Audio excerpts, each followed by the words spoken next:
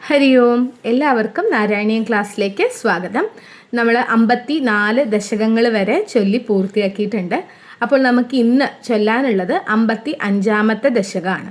54-ാമത്തെ ദശകത്തിൻ്റെ പാരായണം മാത്രമായിട്ടുള്ള വീഡിയോ ഞാൻ അപ്ലോഡ് ചെയ്തിട്ടില്ല. അത് ഉടനെ തന്നെ അപ്ലോഡ് ചെയ്യാം.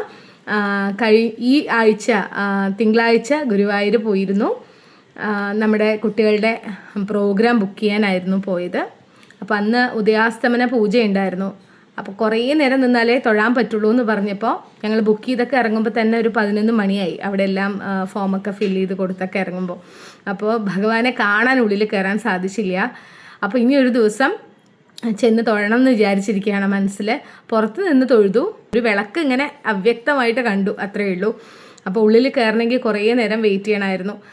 അപ്പോൾ അത് കാരണം മോർണിംഗ് കൊണ്ടാണ് പോയത്. അത്ര നേരമൊക്കെ നിൽക്കുമ്പോഴേക്കും ആൾ മുഷിയും. അപ്പോൾ അത് കാരണം ഞങ്ങൾ തിരിച്ചു പോന്നു. പ്രോഗ്രാം എന്തായാലും ഗുരുവായൂരപ്പൻ ഭംഗിയായിട്ട് ഉദ്ദേശിച്ച സമയത്ത് തന്നെ ചെയ്തു തന്നു. അപ്പോൾ നമുക്ക് ഇന്ന് കാളിയമർദ്ദനാണ് ചൊല്ലാനുള്ളത്. കാളിയമർദ്ദനം ഈ ദശകത്തിലാകെ 10 ശ്ലോകങ്ങളാണുള്ളത്. എല്ലാം തന്നെയും തോടകം എന്ന വൃത്തത്തിലുമാണുള്ളത്. അപ്പോൾ നമുക്കിതൊരു നല്ല രസമായിരിക്കും ചൊല്ലാൻ. ഒരു പ്രത്യേക തരം ഈണത്തിലാണ് ഇത് ചൊല്ലുക. അപ്പോൾ അത് നമുക്ക് എന്തായാലും ചൊല്ലി നോക്കാം. ഓം നമോ ഭഗവതേ വാസുദേവായ. ഓം ശ്രീകൃഷ്ണ പരമാത്മനേ നമഃ. ഓം അധവാരിണി ഘോരതരം ഭണിനം പ്രതിവാരയിതും കൃധതീർഭഗവൻ ദ്രുതമാരിതീരകനീപതരും വിഷമാരുതശോഷിതപർണചയം. ഒന്നുകൂടി ചൊല്ലാം. അധവാരിണി ഘോരതരം ഭണിനം പ്രതിവാരയിതും കൃതധീർഭഗവൻ ദ്രുതമാരിതീരകനീപതരും വിഷമാരുതശോഷിതപർണചയം. നമ്മൾ 54-ാമത്തെ ദശകത്തിൽ പറഞ്ഞിരുന്നു അല്ലേ, കാളിയൻ വന്ന് യമുനയിൽ താമസാക്കിയ കാര്യം. ഗരുഡനെ ഭയന്ന് കാളിയൻ എന്ന വിഷസർപ്പം വന്ന് കാളിന്തി നദിയിൽ താമസാക്കി. അപ്പോൾ ഭഗവാൻ ഇങ്ങനെ കാണുകയാണ്, എന്താണ് ഈ കാളിയൻ വന്ന് യമുനയിൽ താമസമാക്കിയതിന് ശേഷമുള്ള കാര്യങ്ങൾ. തീരത്ത് നിൽക്കുന്ന വൃക്ഷങ്ങൾ പോലും അതിൻ്റെ വിഷം കൊണ്ട് കരിഞ്ഞു പോവുകയാണ്. അതിന് മേലെ കൂടെ പറക്കുന്ന പറവകൾ പോലും ആ വിഷത്തിൻ്റെ ശക്തി കൊണ്ട് നിലം പതിക്കുകയാണ് ഉണ്ടാവുന്നത്. അപ്പോൾ ഇതൊക്കെ കണ്ടിട്ട് ഭഗവാനെ സഹിച്ചില്ല. അപ്പോൾ ഭഗവാൻ തീരുമാനമെടുത്തു എന്നാണ് പറയണത് ഈ 1-ാമത്തെ ശ്ലോകത്തിൽ. അതായത് കാളിയനെ വകവരുത്താൻ, അല്ലെങ്കിൽ കാളിയൻ്റെ ഈ അഹങ്കാരം ശമിപ്പിക്കാൻ തന്നെ ഭഗവാൻ ഉറച്ച തീരുമാനമെടുത്തു. അങ്ങനെ തീരുമാനമെടുത്ത ഭഗവാൻ എന്താണ് ചെയ്തതെന്ന് വെച്ചാൽ, തീരത്ത് നിൽക്കുന്ന ഇലകളൊക്കെ കരിഞ്ഞു പോയിട്ടുള്ള കടമ്പ് എന്ന പേരായ വൃക്ഷം, അതിൻ്റെ മുകളിലേക്ക് ഭഗവാൻ കയറി എന്നാണ് 1-ാമത്തെ ശ്ലോകത്തിൽ പറയുന്നത്. അപ്പോൾ തീരത്ത് നിൽക്കുന്ന കടമ്പ് വൃക്ഷത്തിൻ്റെ ഇലകളൊക്കെ കരിഞ്ഞിട്ടുണ്ടെന്ന് ഭട്ടതിരിപ്പാട് ഈ ശ്ലോകത്തിൽ പറയുന്നുണ്ട്. പക്ഷെ മരത്തിന് കാര്യമായിട്ടുള്ള കേടുപാടുകൾ സംഭവിച്ചിട്ടില്ല. അപ്പോൾ അതിന് പിന്നിലുള്ള കാരണം എന്താണെന്ന് വെച്ചാൽ, ഗരുഡൻ അമൃത് കൊണ്ടുപോകുന്ന സമയത്ത് ഈ മരത്തിൽ വന്നിരുന്നു എന്നാണ് പറയുന്നത്. അപ്പോൾ ആ അമൃതിൻ്റെ ശക്തി അല്ലെങ്കിൽ അതിൻ്റെ ഔഷധ ഗുണം ആ വൃക്ഷത്തിനുണ്ട്. അതുകൊണ്ടാണ് ആ വൃക്ഷത്തിൻ്റെ ഇലകൾ കരിഞ്ഞു പോയിട്ടും തടിക്ക് ഒരു കേടും കൂടാതെ അതിങ്ങനെ നിൽക്കുന്നത്. അപ്പോൾ അമൃത് സേവിച്ചവർക്ക് വരെ കാളിയൻ്റെ വിഷം കൊണ്ട് ബുദ്ധിമുട്ടുണ്ടായി എന്ന് പറയുമ്പോൾ എത്രത്തോളം ശക്തമാണ് ആ വിഷം എന്ന് നമ്മൾ ചിന്തിക്കുക. അപ്പോൾ അത്രയേ ഉള്ളൂ 1-ാമത്തെ ശ്ലോകത്തിൽ മനസ്സിലാക്കാൻ. അനന്തരം ഭഗവാൻ കാളിയൻ്റെ ഈ ഒരു ഉപദ്രവം തീർക്കുക തന്നെ വേണം എന്ന് ദൃഢനിശ്ചയമെടുത്തു. അങ്ങനെ അതിനു വേണ്ടി തന്നെ തീരത്ത് നിൽക്കുന്ന ഇലകളൊക്കെ കരിഞ്ഞു പോയിട്ടുള്ള കടമ്പ് വൃക്ഷത്തിൻ്റെ മുകളിലേക്ക് കയറി എന്നാണ് പറയുന്നത്. ഇനി നമുക്ക് 2-ാമത്തെ ശ്ലോകം ചൊല്ലാം. അതിരുഹ്യ പദാംബുരുഹേണ ചതം നവപല്ലവതുല്യമനോജ്ഞരുജ ഹ്രദവാരിണി ധൂരതരമ്യപത പരിഘൂർണിതഘോരതരംഗഗണേ. ഒന്നുകൂടി ചൊല്ലാം. അതിരുഹ്യ പദാംബുരുഹേണ ചതം നവപല്ലവതുല്യമനോജ്ഞരുജ ഹ്രദവാരിണി ധൂരതരമ്യപത പരിഘൂർണിതഘോരതരംഗഗണേ. രണ്ടാമത്തെ ശ്ലോകത്തിലെ തുടക്കം പറയുന്നത് നവപല്ലവ തുല്യ എന്നാണ്. എന്നുവെച്ചാൽ പുതിയ തളിരിലകൾ പോലെ വളരെ മൃദുലമായതും വളരെയേറെ ശോഭയോട് കൂടിയതുമായിട്ടുള്ള താമരപ്പൂ പോലെയുള്ള ഭഗവാന്റെ പാദങ്ങൾ കൊണ്ട് ആ കടമ്പ് വൃക്ഷത്തിൻ്റെ മുകളിലേക്ക് കയറിയെന്ന്. നവപല്ലവ തുല്യ, പുതിയ തളിരിലകൾ ആ മരത്തിൽ വരുന്നത് പോലെ എന്ന് ഭട്ടതിരിപ്പാട് പറയുകയാണ്. അപ്പം അതുപോലെ ആ പുതിയ തളിര് പോലെ അത്രയും മൃദുലമായ താമരപ്പൂ പോലെയുള്ള പാദങ്ങൾ കൊണ്ട് ഭഗവാൻ ആ കടമ്പ് വൃക്ഷത്തിൻ്റെ മുകളിലേക്ക് കയറി. എന്നിട്ട് അവിടെ നിന്നും യമുനയുടെ വൻ തിരമാലകളുള്ള അങ്ങനെ ശക്തിയായിട്ട് ഒഴുകിക്കൊണ്ടിരിക്കുകയാണ് പുഴ അല്ലേ. അപ്പം അങ്ങനെയുള്ള ആ വൻ തിരമാലകളോട് കൂടിയ ആ യമുനാ നദിയുടെ കയത്തിലേക്ക്, അതായത് ആഴത്തിലേക്ക്. എന്തിനാണ് ഈ മരത്തിൻ്റെ മുകളിൽ കയറിയിട്ട് ചാടുന്നത്? അപ്പോഴാണ് കുറച്ചുകൂടി ദൂരത്തേക്കും കുറച്ചുകൂടി ആഴത്തിലേക്കും നമുക്ക് എത്താൻ സാധിക്കുകയുള്ളൂ അല്ലേ. അപ്പോൾ ഭഗവാൻ കാളിയനെ ഒരു പാഠം പഠിപ്പിക്കണം എന്ന് കരുതിയിട്ടാണ് ഭഗവാൻ പോകുന്നത്. അപ്പം അതുകൊണ്ട് തന്നെ ആ ആഴങ്ങളിലേക്ക് എത്താൻ വേണ്ടി ആ കടമ്പ് വൃക്ഷത്തിൻ്റെ മുകളിൽ കയറിയിട്ട് കുറച്ച് കരയിൽ നിന്നും വളരെ ദൂരേക്ക് എടുത്ത് ചാടി എന്നാണ് രണ്ടാമത്തെ ശ്ലോകത്തിൽ വിവരിക്കുന്നത്. അപ്പോൾ മരത്തിൻ്റെ മുകളിൽ നിന്നും എടുത്ത് ചാടുകയാണ്. അങ്ങനെ എങ്ങോട്ട്? ആ കരയിൽ നിന്ന് വളരെയധികം ദൂരത്തേക്ക്, നല്ല ഡിസ്റ്റൻസിലാണ് ഭഗവാൻ ചാടുന്നത്. അപ്പോഴാണ് ആഴങ്ങളിലേക്ക് പോകാനും സാധിക്കുകയുള്ളൂ. അപ്പോൾ അത്രയേ ഉള്ളൂ രണ്ടാമത്തെ ശ്ലോകത്തിൽ മനസ്സിലാക്കാൻ.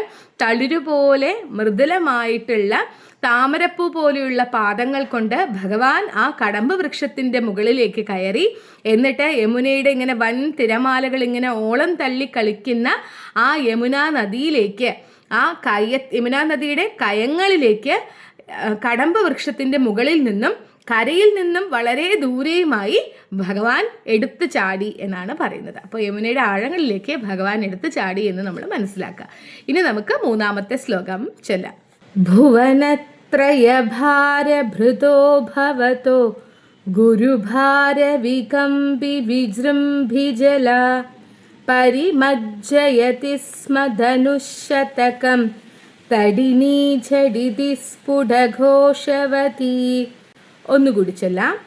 ഭുവനത്രയഭാരഭൃതോ ഭവതോ ഗുരുഭാരവികമ്പി വിജൃംഭിജല പരിമജ്ജയതി സ്മ ധനുശതകം തടിനീ ഝടിതി സ്ഫുടഘോഷവതി. മൂന്നാമത്തെ ശ്ലോകത്തിലെ ഭട്ടതിരിപ്പാട് പറയുന്നത് ഭഗവാൻ ജഗന്നാഥനാണ് അല്ലേ. ഈ മൂന്ന് ലോകങ്ങളുടെയും ഭാരം വഹിക്കുന്ന ആളാണ്. അപ്പോൾ ഭഗവാന് ഏറിയ ഭാരമുണ്ട് എന്ന് ഭട്ടതിരിപ്പാട് ഈ ശ്ലോകത്തിൽ പറയുകയാണ്. അപ്പോൾ മൂന്ന് ലോകങ്ങളുടെയും ഭാരം വഹിക്കുന്ന ഭഗവാൻ ആ തൻ്റെ ഏറിയ ഭാരം കൊണ്ട് യമുനയിലേക്ക് എടുത്ത് ചാടിയപ്പോൾ അല്ലെ, ഒരു ഭാരമുള്ളൊരു വസ്തു ജലത്തിൽ വന്ന് വീണ് കഴിഞ്ഞാൽ എന്ത് സംഭവിക്കും? ആ വെള്ളം ഇങ്ങനെ നല്ല ഫോഴ്സിൽ 4 ഭാഗത്തേക്കും തെറിക്കും. അപ്പം അതുപോലെ തന്നെ ഏറിയ ഭാരത്തോടു കൂടി ഭഗവാൻ ഇങ്ങനെ യമുനയിലേക്ക് ചാടിയപ്പോൾ ഇളകി മറിഞ്ഞു വരുന്നതും ഒപ്പം വ്യക്തമായിട്ടുള്ള ഉറക്കെ ഉച്ചത്തിലുള്ള ശബ്ദത്തോടു കൂടിയുമായി യമുന ഇങ്ങനെ ഒഴുകാണ്. ആ ഫോഴ്സിൽ വന്ന് ഭഗവാൻ വീണപ്പോൾ അതേ ഫോഴ്സിൽ വെള്ളം ഇങ്ങനെ തിരിച്ചു വരികയാണ്. അപ്പോൾ അത് പറയുകയാണ്, ഇളകി മറിഞ്ഞു വരുന്ന യമുന ഉച്ചത്തിലുള്ള വളരെ വ്യക്തമായിട്ടുള്ള ശബ്ദത്തോടു കൂടി യമുന ഇങ്ങനെ വരികയാണ്. ആ യമുന 100 വില്ലളവ് ദൂരം ഭൂമിയെ അങ്ങ് മുക്കിക്കളഞ്ഞു, വെള്ളത്തിലേക്ക് ആഴ്ത്തിക്കളഞ്ഞു എന്നാണ് പറയുന്നത്. അതായത് അത്ര ദൂരം വരെ വെള്ളം ഭൂമിയിലേക്ക് വന്നു എന്നാണ് നമ്മളിതിൽ നിന്നും മനസ്സിലാക്കേണ്ടത്. ഇപ്പോൾ നമ്മൾ സുനാമിയൊക്കെ വരുമ്പോൾ എങ്ങനെയാണ് ഭൂമി അങ്ങനെ അങ്ങ് വന്ന് വിഴുങ്ങുകയാണ് അല്ലേ. അപ്പോൾ അതുപോലെ ഭഗവാൻ വന്ന് വെള്ളത്തിലേക്ക് ചാടിയപ്പോൾ, യമുനയിലേക്ക് ചാടിയ സമയത്ത് ആ യമുനാ നദി ഇങ്ങനെ വളരെ ഇളകി മറിഞ്ഞ് ഉച്ചത്തിലുള്ള ശബ്ദത്തോടു കൂടി വന്ന് 100 വില്ലളവ് ദൂരം ഭൂമി അങ്ങ് മുക്കിക്കളഞ്ഞു എന്നാണ് മൂന്നാമത്തെ ശ്ലോകത്തിൽ വിവരിക്കുന്നത്. അപ്പോൾ മൂന്നാമത്തെ ശ്ലോകത്തിൽ മനസ്സിലാക്കാൻ അത്രയേ ഉള്ളൂ. 3 ലോകങ്ങളുടെയും ഭാരം പേറുന്ന ഭഗവാൻ തൻ്റെ ഏറിയ ഭാരം കൊണ്ട് യമുനാ നദിയിലേക്ക് എടുത്തു ചാടിയപ്പോൾ ഇളകി മറിഞ്ഞതും വളരെ വ്യക്തമായ ഉച്ചത്തിലുള്ള ശബ്ദത്തോടു കൂടിയുമായി യമുന 100 വില്ലളവ് ദൂരം ഭൂമിയെ മുക്കിക്കളഞ്ഞു, അല്ലെങ്കിൽ വെള്ളത്തിലേക്ക് ആഴ്ത്തിക്കളഞ്ഞു എന്നാണ് പറയുന്നത്. ഇനി നമുക്ക് 4ാമത്തെ ശ്ലോകം ചൊല്ലാം. അദദിക്ഷു വിദിക്ഷു പരിക്ഷുഭിദ്രമിതോദ്ധരവാരിനിനാഥഭരൈ ഉദഗാതുദഗാതുരഗാതിപതി സ്ത്വതുപാന്തമശാന്തരുഷാന്തമന. ഒന്നുകൂടി ചൊല്ലാം. അധ ദിക്ഷു വിദിക്ഷു പരിക്ഷുഭിത ദ്രമിതോധരവാരിനിനാഥഭരൈ ഉദകാദുദകാദുരഗാധിപതി സ്ത്വതുപാന്തമശാന്തരുഷാന്തമന. നാലാമത്തെ ശ്ലോകത്തിൽ വിവരിക്കുന്നത് അനന്തരം ദിക്കുകളിലും ദിക്കുകളുടെ അന്തരാളങ്ങളിലേക്കും ഉയർന്ന ശബ്ദത്തോടു കൂടി ഇങ്ങനെ വെള്ളം ഇളകി മറിഞ്ഞു പോയി അല്ലേ. നമ്മൾ പറഞ്ഞു ഭഗവാൻ വന്ന് ജലത്തിലേക്ക് വീണ സമയത്ത് എത്ര ദൂരത്തേക്കാണ് ഭൂമിയിലേക്ക് യമുനാ നദി ഒഴുകി എത്തിയത്, എത്രത്തോളം ഭൂമിയെ വെള്ളത്തിൽ ആഴ്ത്തിക്കളഞ്ഞു. ഒപ്പം വളരെ വ്യക്തമായിട്ടുള്ള ഉച്ചത്തിലുള്ള ശബ്ദവും ഉണ്ടായി എന്ന് നമ്മൾ കഴിഞ്ഞ ശ്ലോകത്തിൽ പറഞ്ഞു അല്ലേ. അപ്പം അങ്ങനെ ദിക്കുകളിലും ദിക്കുകളുടെ അന്തരാളങ്ങളിലേക്കും ഈ ജലം ഇങ്ങനെ പ്രവഹിച്ചു.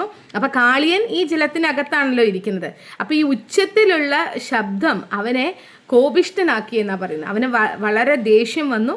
അപ്പം അങ്ങനെ ഉയർന്ന കോപത്തിൽ വിവേകമറ്റ മനസ്സോടു കൂടിയ കാളിയൻ എന്ന് ഭട്ടതിരിപ്പാടി ശ്ലോകത്തിൽ പറയുന്നുണ്ട്. വിവേകമറ്റ മനസ്സോടു കൂടിയ കാളിയൻ ഉയർന്ന കോപത്തിലാണ് വരുന്നത്. അപ്പോൾ അതിനർത്ഥം എന്താണ്? വിവേകമുള്ള മനസ്സുള്ള ഒരാൾക്ക് ഭഗവാനെ എതിരിടാനായിട്ട് പോകാൻ സാധിക്കുമോ? ഇല്ല. അപ്പോൾ വിവേകമറ്റ മനസ്സുള്ള ഒരാൾക്ക് ഭഗവാനെ നേരിട്ട് നിന്ന് എതിർക്കാനുള്ള ഒരു കാര്യം, അങ്ങനെ ഒരു ചിന്ത അവനിൽ ഉണ്ടാവുകയുള്ളൂ. അപ്പം അതുകൊണ്ട് തന്നെ വിവേകമറ്റ മനസ്സോടു കൂടിയ കാളിയൻ ഉയർന്ന കോപത്തിൽ ഭഗവാന്റെ നേർക്കങ്ങ് ജലത്തിൽ നിന്നും പൊങ്ങി വന്നു എന്നാണ് നാലാമത്തെ ശ്ലോകത്തിൽ വിവരിക്കുന്നത്. അപ്പോൾ നാലാമത്തെ ശ്ലോകത്തിൽ മനസ്സിലാക്കാൻ അത്രയേ ഉള്ളൂ. ദിക്കുകളിലും ദിക്കുകളുടെ അന്തരാളങ്ങളിലേക്കും ഭഗവാൻ ഇങ്ങനെ വെള്ളത്തിലേക്ക് ചാടിയപ്പോൾ അതിൻ്റെ പ്രകമ്പനം ഉണ്ടായി. അങ്ങനെ ആ ഉച്ചത്തിലുള്ള ശബ്ദം കേട്ട് ജലത്തിനകത്തുള്ള കാളിയന് വളരെയധികം കോപം ഉണ്ടായി. ഉയർന്ന കോപത്തോടും വിവേകമറ്റ മനസ്സോടുകൂടിയും കാളിയൻ ആ ജലത്തിൽ നിന്നും ഉയർന്നു വന്ന് ഭഗവാന്റെ അടുക്കലേക്ക് വന്നു എന്നാണ് നാലാമത്തെ ശ്ലോകത്തിൽ വിവരിക്കുന്നത്. ഇനി നമുക്ക് അഞ്ചാമത്തെ ശ്ലോകം ചൊല്ലാം. ഭണശൃംഗസഹസ്രവിനിശ്രമരജ്വലദഗ്നികണോഗ്രവിഷാംബുദരം പുരധഭണിനം സമലോകയത ബഹുശൃംഗിണമഞ്ജനശൈലമിവ. ഒന്നുകൂടി ചൊല്ലാം. ഭണശൃംഗസഹസ്രവിനിശ്രമരജ്വലദഗ്നികണോഗ്രവിഷാംബുദരം പുരധഭണിനം സമലോകയത ബഹുശൃംഗിണമഞ്ജനശൈലമിവ. അഞ്ചാമത്തെ ശ്ലോകത്തിൽ വിവരിക്കുന്നത് അനേകം പത്തികളുള്ള സർപ്പമാണ് കാളിയൻ അല്ലേ. അപ്പോൾ കാളിയൻ്റെ ആ രൂപത്തെ വർണ്ണിക്കുകയാണ് കേട്ടോ അഞ്ചാമത്തെ ശ്ലോകത്തിൽ ചെയ്യുന്നത്. അപ്പോൾ അനേകം പത്തികളുള്ള ആ കാളിയൻ എന്ന വിഷസർപ്പവും ആ പത്തികളുടെയൊക്കെ അഗ്രത്തിൽ നിന്നും പുറത്തേക്ക് വരുന്ന തീപ്പൊരി പാറുന്ന ആ ഭയങ്കര വിഷമുള്ള ആ സർപ്പം അനേകം കൊടുമുടികളുള്ള അഞ്ജന പർവ്വതം പോലെ മുമ്പിൽ ഇങ്ങനെ നല്ലവണ്ണം കണ്ടു എന്നാണ് പറയുന്നത്. നമ്മൾ കഴിഞ്ഞ ശ്ലോകത്തിൽ പറഞ്ഞു ഭഗവാന്റെ മുമ്പിലേക്ക് ഉയർന്ന കോപത്തോടുകൂടി വിവേകമറ്റ മനസ്സോടുകൂടിയ കാളിയൻ ഇങ്ങനെ പൊങ്ങി വന്നു എന്ന് നമ്മൾ പറഞ്ഞു. അപ്പോൾ കാളിയൻ വന്ന് നിന്നത് എങ്ങനെയാണെന്ന് വിവരിക്കുകയാണ് ഭട്ടതിരിപ്പാട് അഞ്ചാമത്തെ ശ്ലോകത്തിൽ. അനേകം പത്തികൾ ഉണ്ടെന്നാണ് പറയുന്നത്. കാളിയന് 1000 പത്തികൾ ഉണ്ടെന്നാണ് പറയുന്നത്. അപ്പോൾ ആ പത്തികളുടെ ഒക്കെ അഗ്രത്തിൽ നിന്നും ഇങ്ങനെ തീപ്പൊരി പാറുന്ന ഭയങ്കര വിഷം ഇങ്ങനെ പുറത്തേക്ക് വരുന്നുണ്ട്. ആ വിഷം ചീറ്റുന്ന ആ സർപ്പം ഇങ്ങനെ വന്ന് നിൽക്കുകയാണ് പർവ്വതം കണക്കെ മുമ്പിൽ. അപ്പോൾ അനേകം കൊടുമുടികളുള്ള അഞ്ജന പർവ്വതം പോലെ അതിങ്ങനെ മുമ്പിൽ വന്ന് നിന്നു. അനേകം കൊടുമുടികളുള്ള അത്രയും തലയുണ്ടല്ലോ, പത്തികളുണ്ടല്ലോ ആ സർപ്പത്തിന്. അപ്പോൾ അങ്ങനെ അത്രയും ഇതോടുകൂടി വളരെയധികം കൊടുമുടികളുള്ള അഞ്ജന പർവ്വതം പോലെ ഇങ്ങനെ ഭീമാകാരനായി ആജാന ബാഹുവായിട്ട് ഭഗവാന്റെ മുമ്പിൽ ഇങ്ങനെ വന്ന് നിന്നു. ആ സർപ്പത്തെ ഭഗവാൻ നല്ലവണ്ണം കണ്ടു എന്നാണ് അഞ്ചാമത്തെ ശ്ലോകത്തിൽ വിവരിക്കുന്നത്. അപ്പോൾ അഞ്ചാമത്തെ ശ്ലോകത്തിൽ മനസ്സിലാക്കാൻ അത്രയേ ഉള്ളൂ. അനേകം പത്തികളിൽ നിന്നും പുറത്തേക്ക് വരുന്ന തീപ്പൊരി പാറുന്ന ഭയങ്കര വിഷം കൊണ്ട ആ സർപ്പം അനേകം കൊടുമുടികളുള്ള അഞ്ജന പർവ്വതം പോലെ ഭഗവാന്റെ മുമ്പിൽ വന്ന് നിന്നു. അങ്ങനെയുള്ള ആ രൂപത്തെ ഭഗവാൻ നല്ലവണ്ണം കണ്ടു എന്നാണ് പറയുന്നത്. ഇനി നമുക്ക് ആറാമത്തെ ശ്ലോകം ചൊല്ലാം. ജ്വലദക്ഷി പരിക്ഷരദുഗ്രവിശ്വസനോഷ്മഭരസ്സ മഹാഭുജഗ പരിദശ്യ ഭവന്തമനന്തബലം സമവേഷ്ടയതസ്ഫുടചേഷ്ടമഹോ. ഒന്നുകൂടി ചൊല്ലാം. ജ്വലദക്ഷിപരിക്ഷരദുഗ്രവിശ്വസനോഷ്മഭരസ്സമഹാഭുജഗ പരിദശ്യ ഭവന്തമനന്തബലം സമവേഷ്ടയതസ്ഫുടചേഷ്ടമഹോ. ആറാമത്തെ ശ്ലോകത്തിൽ വിവരിക്കുന്നത് എങ്ങും പരക്കുന്ന വിഷവായുവോടും ജ്വാലയോടും കൂടിയ ആ മഹാസർപ്പം ജ്വലിക്കുന്ന കണ്ണുകളോടുകൂടി അനന്തശക്തിയായിട്ടുള്ള ഭഗവാനെ വന്ന് കടിച്ചിട്ട് ഒരു വ്യാപാരവും പുറത്ത് കാണാൻ കഴിയാത്തത്ര വിധം ഭഗവാനെ വന്ന് ചുറ്റി ആ ആശ്ചര്യം എന്നാണ് ഭട്ടതിരിപ്പാട് ആറാമത്തെ ശ്ലോകത്തിൽ പറയുന്നത്. അപ്പം ഇങ്ങനെ കാളിയനിങ്ങനെ വിഷവായു തുപ്പുകയാണ് അല്ലേ, അങ്ങനെ വിഷവായുവാണ് പുറത്തേക്ക് വരുന്നത്. ഭയങ്കരമായിട്ടുള്ള വിഷമാണ്, ഒപ്പം ജ്വാലയും, തീ പാറുന്ന വിഷം എന്ന് നമ്മൾ കഴിഞ്ഞ ശ്ലോകത്തിൽ പറഞ്ഞു. അപ്പം അങ്ങനെയുള്ള കാളിയൻ ജ്വലിക്കുന്ന കണ്ണുകളോടുകൂടി ഇങ്ങനെ ക്രൂരമായിട്ടുള്ള ദൃഷ്ടിയാണ് ആ മഹാസർപ്പത്തിൻ്റെ. അപ്പം ആ ജ്വലിക്കുന്ന കണ്ണുകളോടുകൂടി അനന്തശക്തിയായ ഭഗവാന്റെ ശക്തി എന്ന് പറയുന്നത് അനന്തമാണ് അല്ലേ, ഇൻഫിനിറ്റ് ആണ്. അപ്പം അങ്ങനെ അനന്തമായിട്ടുള്ള ശക്തിയോട് കൂടിയിട്ടുള്ള ഭഗവാനെ വന്ന് കടിച്ചു. അപ്പം ആലോചിക്കൂ, അനന്തശക്തിയുള്ള ഭഗവാനെ ദംശിക്കുകയാണ് കാളിയൻ ചെയ്യുന്നത്. അപ്പം അത് ആശ്ചര്യം തന്നെയാണല്ലോ. അപ്പം അനന്തശക്തിയുള്ള ഭഗവാനെ വന്ന് കടിച്ചു. എന്നിട്ട് ഭഗവാന്റെ ഒരു അംഗവും ദേഹത്തിലെ ഒരു അവയവവും പുറത്ത് കാണാൻ കഴിയാത്ത വിധം ഭഗവാനെ ഇങ്ങനെ ആ കാളിയൻ വന്ന് ചുറ്റി എന്നാണ് പറയുന്നത് ആറാമത്തെ ശ്ലോകത്തിൽ. അത് ആശ്ചര്യം തന്നെ എന്ന് ഭട്ടതിരിപ്പാട് പറയുന്നു. അപ്പോൾ ആറാമത്തെ ശ്ലോകത്തിൽ മനസ്സിലാക്കാൻ അത്രയേ ഉള്ളൂ. വിഷവായു തുപ്പുന്നതും ഭയങ്കരമായിട്ടുള്ള തീ പാറുന്നതുമായ ജ്വലിക്കുന്ന കണ്ണുകളോടുകൂടിയ ആ മഹാസർപ്പം ഭഗവാനെ വന്ന് കടിച്ചിട്ട് ഒരു വ്യാപാരവും പുറത്ത് കാണാൻ കഴിയാത്ത വിധം ഭഗവാനെ ഇങ്ങനെ ചുറ്റി വരിഞ്ഞു. അത് ആശ്ചര്യം തന്നെ എന്ന് ഭട്ടതിരിപ്പാട് പറയുന്നു. ഇനി നമുക്ക് ഏഴാമത്തെ ശ്ലോകം ചൊല്ലാം. അവിലോക്യ ഭവന്തമതാകുലിതേ തടഗാമിനി ബാലകദേനുഗണേ വ്രജഗേഹതലേപ്യ നിമിത്തശതം സമുദീക്ഷ്യ ഗതായ മുനാം പശുപ. ഒന്നുകൂടി ചൊല്ലാം. അവിലോക്യ ഭവന്തമതാകുലിതേ തടഗാമിനി ബാലകദേനുഗണേ വ്രജഗേഹതലേപ്യ നിമിത്തശതം സമുദീക്ഷ്യ ഗതായ മുനാം പശുപ.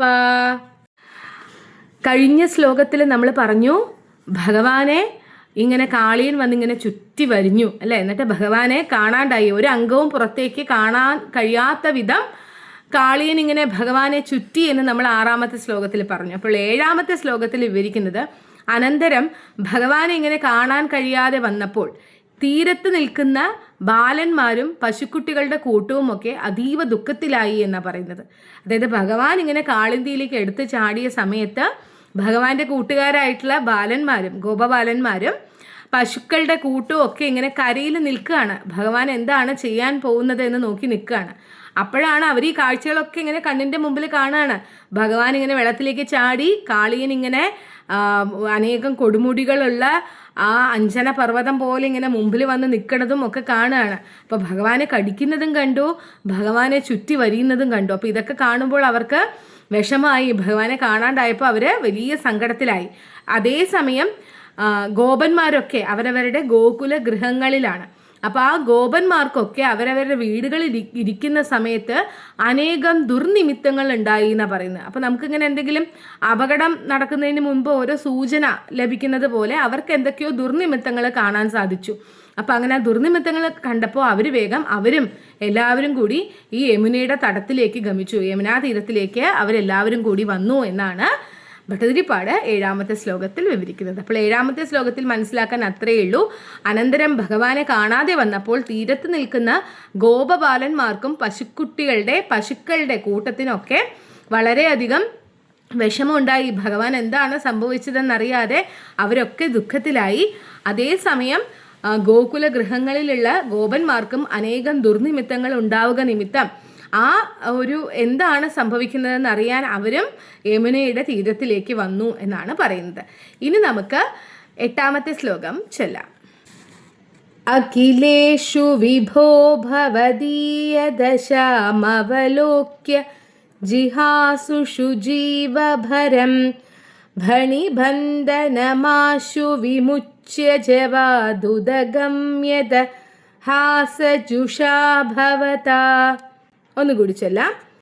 അഖിലേഷു വിഭോ ഭവദീയദശാമവലോക്യ ജിഹാസുഷു ജീവഭരം ഭണിബന്ധനമാശു വിമുച്യ ജവാദുദഗമ്യത ഹാസജുഷാ ഭവതാ. 8ാമത്തെ ശ്ലോകത്തിലെ ഭട്ടതിരിപ്പാട് പറയുന്നത്, അങ്ങനെ ഭഗവാൻ ഇങ്ങനെ കാളന്തിയിലേക്ക് എടുത്ത് ചാടിയ സമയത്ത് തീരത്ത് ഗോപബാലന്മാരുണ്ട്, പശുക്കളുടെ കൂട്ടമുണ്ട്. ഇപ്പോൾ ഗോപന്മാരും വീടുകളിലൊക്കെ കുറേ ദുർനിമിത്തങ്ങൾ ഉണ്ടായപ്പോൾ ഇങ്ങനെ എന്താണ് സംഭവിക്കുന്നത് എന്നറിയാൻ യമുനയുടെ തീരത്ത് വന്നു. അപ്പോൾ ഭഗവാന്റെ അങ്ങനെയുള്ളൊരു അവസ്ഥ കണ്ടിട്ട് അവർ കാണുകയാണ്, കാളിയൻ ഇങ്ങനെ വന്നു, ഭഗവാനെ ചുറ്റി വരിഞ്ഞിരിക്കുകയാണ്, ഭഗവാനെ കാണാനേ സാധിക്കുന്നില്ല പുറമെ. അപ്പോൾ ഭഗവാന്റെ ഇങ്ങനെയുള്ളൊരു അവസ്ഥ കണ്ടിട്ട് അവിടെ കൂടി നിന്നിരുന്ന എല്ലാവർക്കും അതിയായിട്ടുള്ള ദുഃഖം ഉണ്ടായി. ഇനി ജീവിതമാകുന്ന ഈ ഭാരം അങ്ങ് ഉപേക്ഷിച്ച് കളയാം എന്ന് വരെ അവർ ചിന്തിച്ചു. അതായത് ഇനി നമുക്കും ജീവിക്കേണ്ട, തങ്ങൾക്കും ഇനി ജീവിക്കേണ്ട, ഭഗവാന് പോലും ഇങ്ങനൊരു അവസ്ഥ. കാരണം കാളിയൻ്റെ വിഷം എന്താണ്, ആ വിഷത്തിൻ്റെ ശക്തി എന്താണ് എന്ന് അനുഭവിച്ചറിഞ്ഞവരാണ് അവർ, അല്ലേ? അപ്പോൾ അതുകൊണ്ട് തന്നെ ഭഗവാൻ ഇങ്ങനെ കാളിയൻ ചുറ്റി വരിഞ്ഞ് നിൽക്കുന്നത് കണ്ടപ്പോൾ അവർക്കാകെ അവരുടെ ഉള്ള ധൈര്യം ഒക്കെ അങ്ങ് പോയി. ഭഗവാൻ ഇങ്ങനൊരു അവസ്ഥ എന്ന് പറഞ്ഞപ്പോൾ അവർ ഇനി തങ്ങൾക്കും ജീവിക്കേണ്ട, ഞങ്ങളും ഇങ്ങനെ ജീവിതം അവസാനിപ്പിക്കാൻ പോവുകയാണെന്നുള്ള ഒരു തീരുമാനത്തിലേക്കൊക്കെ അവരെത്തി. അപ്പോൾ ആ സമയം ഭഗവാൻ എന്ത് ചെയ്തു എന്നറിയോ? ഈ കാളിയൻ്റെ കെട്ടിങ്ങനെ പൊട്ടിച്ച്, കാളിയൻ ചുറ്റി വരിഞ്ഞ് നിൽക്കുകയാണല്ലോ, ആ കാളിയൻ്റെ ആ ബന്ധനത്തിൽ നിന്നും ഇങ്ങനെ ആ ബന്ധനം മോചിപ്പിച്ചിട്ട് ഭഗവാൻ ഇങ്ങനെ പുറത്തേക്ക് വന്നു. എങ്ങനെയാണ് വരുന്നത്? ചിരിച്ച മുഖത്തോടു കൂടി ഇങ്ങനെ പൊങ്ങി വന്നു. തങ്ങളുടെ ഭക്തരിങ്ങനെ, തൻ്റെ ഭക്തരെ, തൻ്റെ പ്രിയപ്പെട്ടവരൊക്കെ ഇങ്ങനെ വിഷമിക്കുന്നത് കണ്ടപ്പോൾ ഭഗവാൻ അത് സഹിക്കാൻ സാധിക്കില്ല, അല്ലേ?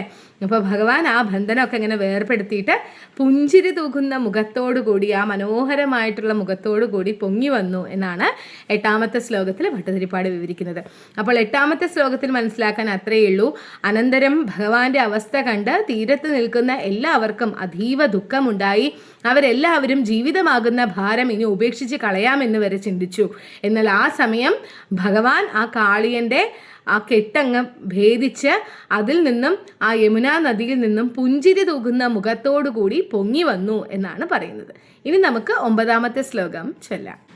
അതിരുഹ്യ തദഭണിരാജഭണാൻ നൃതേ ഭവതാ മൃദുപാദരുച കളശിഞ്ചിത നൂപുരമഞ്ജുമിളത്കര കങ്കണ സങ്കുല സങ്ക്വണിതം. ഒന്നുകൂടി ചൊല്ലാം. അതിരുഹ്യ തദഭണിരാജഭണാൻ നൃതേ ഭവതാ മൃദുപാദരുച കളശിഞ്ചിത നൂപുരമഞ്ജുമിളത്കര കങ്കണ സങ്കുല സങ്ക്വണിതം. 9ാമത്തെ ശ്ലോകത്തിൽ വിവരിക്കുന്നത്, അങ്ങനെ ഭഗവാൻ കാളിയൻ്റെ ബന്ധനം ഭേദിച്ച് പുറത്തു വന്നു എന്ന് നമ്മൾ പറഞ്ഞു, അല്ലേ? പിന്നെ ആ സർപ്പരാജൻ്റെ ഭണങ്ങളുടെ മുകളിൽ കയറി നിന്നിട്ട് ഭഗവാൻ ഇങ്ങനെ നൃത്തം ചെയ്യുകയാണ്. അപ്പോൾ അതെങ്ങനെയാണെന്ന് വിവരിക്കുകയാണ്. വളരെ മനോഹരമായിട്ടുള്ള മൃദുലമായിട്ടുള്ള പാദങ്ങളാണ് ഭഗവാന്റേത്. അങ്ങനെ മൃദുലമായിട്ടുള്ള പാദങ്ങൾ കൊണ്ടും അതിൻ്റെ ശോഭ കൊണ്ടും ഭഗവാൻ ഇങ്ങനെ നൃത്തം ചെയ്യുകയാണ്. അപ്പോൾ നൃത്തം ചെയ്യുമ്പോൾ ആ പാദങ്ങളിൽ അണിഞ്ഞിരിക്കുന്ന ചിലമ്പുകളുടെ നാദവും ഒപ്പം കയ്യിലെ കൈവളകളുടെ താളവുമൊക്കെ അതിന് അകമ്പടിയായിട്ടുണ്ട്. അപ്പോൾ ആ മനോഹരമായിട്ട് ശബ്ദിക്കുന്ന ചിലമ്പുകളോടും അതിന് താളം പിടിക്കുന്ന കൈവളകളോടും കൂടി ഭഗവാൻ ഇങ്ങനെ അതിമനോഹരനായി കാളിയൻ്റെ മുകളിൽ ഇങ്ങനെ നൃത്തം ചെയ്തു എന്നാണ് ഭട്ടതിരിപ്പാട് 9ാമത്തെ ശ്ലോകത്തിൽ വിവരിക്കുന്നത്. അപ്പോൾ നമ്മൾ ആ കാഴ്ച ഒന്ന് മനസ്സിൽ സങ്കല്പിച്ച് നോക്കൂ. വളരെ മനോഹരമായിട്ടുള്ള സുന്ദരനായിട്ടുള്ള ശ്രീകൃഷ്ണൻ ആ കാളിയൻ്റെ ഭണങ്ങളുടെ മുകളിൽ, ആ സർപ്പരാജൻ്റെ ഭണങ്ങളുടെ മുകളിൽ കയറി നിന്ന് മനോഹരമായിട്ടുള്ള താമരപ്പൂ പോലെയുള്ള ആ പാദങ്ങൾ കൊണ്ട് ആ ഭണങ്ങളിൽ ഇങ്ങനെ ചവിട്ടി നൃത്തം ചെയ്യുകയാണ്. അപ്പോൾ കാലിലെ ചിലമ്പിൻ്റെ ശബ്ദവും ഒപ്പം അതിനൊപ്പം താളം പിടിക്കുന്ന കൈവളകളുടെ ശബ്ദവും ഒക്കെ അകമ്പടിയായിട്ടുണ്ട്. അപ്പോൾ അതൊക്കെ കൂടി ഭഗവാൻ ആ കാളിയൻ്റെ മേൽ നൃത്തം ചെയ്തു എന്നാണ് ഭട്ടതിരിപ്പാട് 9ാമത്തെ ശ്ലോകത്തിൽ വിവരിക്കുന്നത്. അപ്പോൾ 9ാമത്തെ ശ്ലോകത്തിൽ മനസ്സിലാക്കാൻ അത്രയേ ഉള്ളൂ. ആ സർപ്പരാജൻ്റെ ഭണങ്ങളുടെ മുകളിൽ നിന്നുകൊണ്ട് ഭഗവാൻ അതിസുന്ദരമായി നൃത്തം ചെയ്തു. മൃദുലമായിട്ടുള്ള പാദങ്ങളും ശോഭയേറിയതുമായ ആ പാദങ്ങൾ കൊണ്ട് ഒപ്പം അകമ്പടിയായി ചിലമ്പിൻ്റെ ശബ്ദവും കൈവളകളുടെ ശബ്ദവുമുണ്ട്. അങ്ങനെ ഭംഗിയായി അവിടെ കണ്ടു നിന്നവർക്കൊക്കെ കണ്ണിന് കുളിർമയേകുന്ന രീതിയിൽ ഭഗവാൻ കാളിയൻ്റെ മേൽ നൃത്തം ചെയ്തു. ഇനി നമുക്ക് 10ാമത്തെ ശ്ലോകം ചൊല്ലാം. ജഹൃഷു പശുപാസ്തു ദുഷുർമുനയോ വവൃഷു കുസുമാനി സുരേന്ദ്രഗണ ത്വയി നൃത്യതി മാരുതഗേഹപതേ പരിപാഹി സമാം ത്വമദാന്തഗദാത്. ഒന്നുകൂടി ചൊല്ലാം. ജഹൃഷു പശുപാസ്തു തുഷുർമുനയോ വവൃഷു കുസുമാനി സുരേന്ദ്രഗണ ത്വയി നൃത്യതി മാരുതഗേഹപതേ പരിപാഹി സമാം ത്വമദാന്തഗദാത്. 10ാമത്തെ ശ്ലോകത്തിൽ ഭട്ടതിരിപ്പാട് വിവരിക്കുന്നത്, ഗുരുവായൂരപ്പ ഭഗവാനെ അങ്ങ് കാളിയനുമേൽ നൃത്തം ചെയ്തപ്പോൾ ഗോപന്മാർ സന്തോഷിച്ചു, മുനിമാർ സന്തോഷിച്ചു, ദേവസമൂഹങ്ങൾ പുഷ്പങ്ങൾ വർഷിച്ചു. അങ്ങനെ മഥിച്ച കാളിയനുമേൽ നൃത്തം ചെയ്ത ഭഗവാൻ ഈ ലോകത്തിന് തന്നെ ആനന്ദം പ്രദാനം ചെയ്തു. അങ്ങനെ ലോകത്തിന് തന്നെ ആനന്ദം നൽകിയ ഭഗവാനെ അങ്ങ് എന്നെ എൻ്റെ ശമിക്കാത്ത രോഗങ്ങളിൽ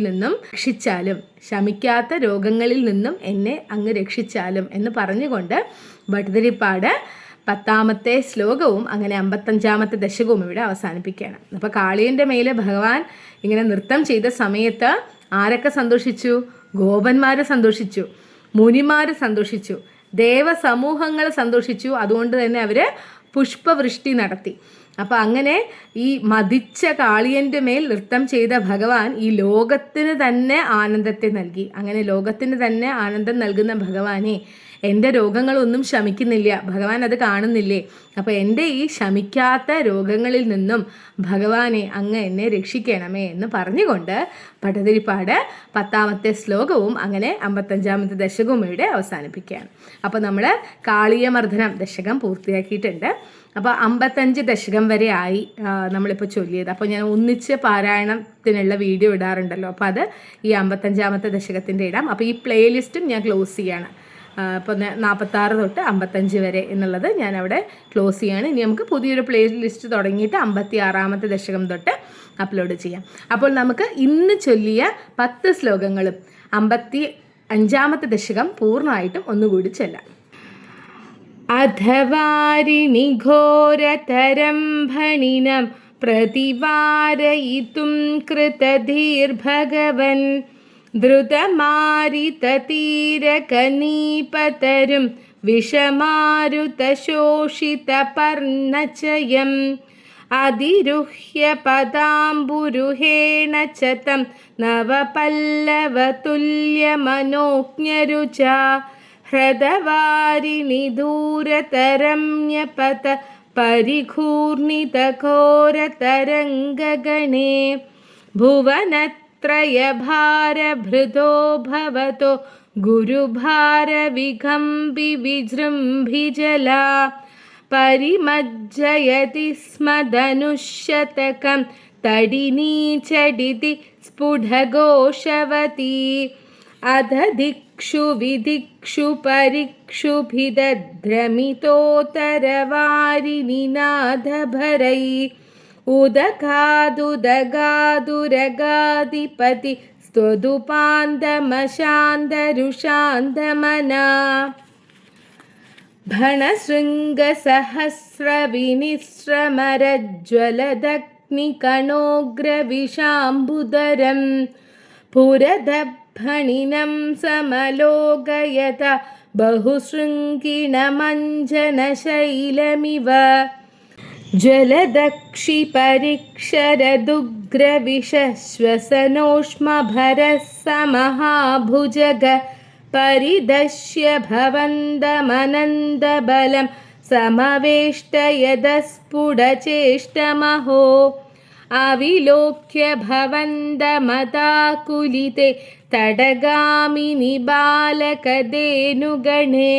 വ്രജഗേഹതലേപ്യ നിമിത്ത शतं समुदीक्ष्य गताय मुनां पशुपा अखिलेषु विभो भवदीयदशामवलोक्य जिहासुषु जीवभरं भणिबन्धनमाशु विमुच्य जवादुदगम्यदहासजुषा भवता अधिरुह्य तदभणिराजभणान् ननृते भवता मृदुपादरुजा कलशिञ्चितनूपुरमञ्जुमिळत्करकङ्कणसङ्कुलसङ्ग्वणितं जहृषुः पशुपास्तु तुषुर्मुनयो ववृषुः कुसुमानि सुरेन्द्रगणा त्वयि नृत्यदिमारुदगेहपते परिपाहि समां त्वमदान्धगदात् സർവത്ര ഗോവിന്ദനാമ സങ്കീർത്തനം ഗോവിന്ദ ഗോവിന്ദ. അങ്ങനെ നമ്മൾ 55-ാമത്തെ ദശകം കാളിയ മർദ്ദനം ഇവിടെ ചൊല്ലി പൂർത്തിയാക്കിയിട്ടുണ്ട്. അപ്പോൾ എല്ലാവരും തുടർന്നും ഇതുപോലെ തന്നെ വീഡിയോസൊക്കെ കാണണം. ഈ വീഡിയോസൊക്കെ ഉപകാരപ്രദമാവും എന്ന് തോന്നുന്നവരിലേക്ക് ഷെയർ ചെയ്തെത്തിക്കുക. എന്തെങ്കിലും അഭിപ്രായങ്ങൾ ഉണ്ടെങ്കിൽ തീർച്ചയായിട്ടും കമൻറ്റുകളിൽ അറിയിക്കുകയും വേണം. വീണ്ടും അടുത്ത വീഡിയോയുമായിട്ട് 56-ാമത്തെ ദശകവുമായിട്ട് വരാം. അതുവരെ ഹരി ഓം.